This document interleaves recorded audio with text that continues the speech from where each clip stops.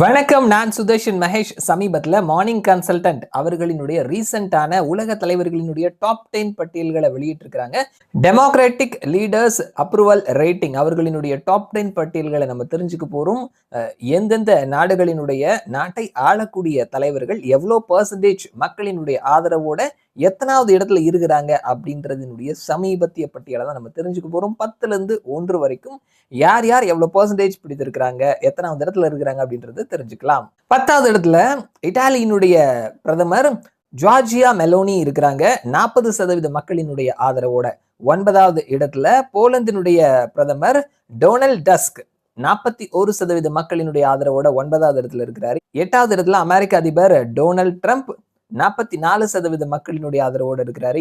7வது இடத்துல 48% மக்களினுடைய ஆதரவோட சுவிட்சர்லாந்தினுடைய அதிபரா இருக்கக்கூடிய கேரின் கெல்லர் இருக்கிறாரு.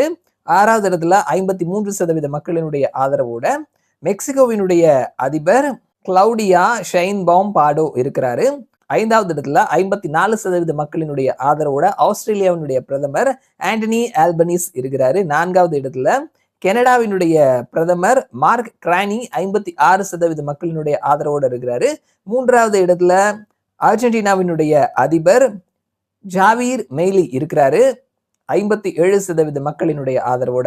2வது இடத்துல தென்கொரியாவினுடைய அதிபராக இருக்கக்கூடிய லீ ஜி மொயிங் இருக்கிறாரு 59% மக்களினுடைய ஆதரவோடு. முதலிடத்துல பாரதத்தினுடைய பிரதமர் நரேந்திர மோடி 75% மக்களினுடைய ஆதரவோட இருக்கிறாரு. ஸோ 75, 59 கிட்டத்தட்ட 16% வந்துட்டு ஒரு பெரிய கேப் இருக்கிறத நம்ம பார்க்க முடிகிறது. முதலிடத்துக்கும் 2வது இடத்திற்கும். அடுத்தடுத்த இடங்கள்னு பார்த்தோம்னா 2%, 3% அந்த அளவுக்கு தான் கேப் இருக்குது.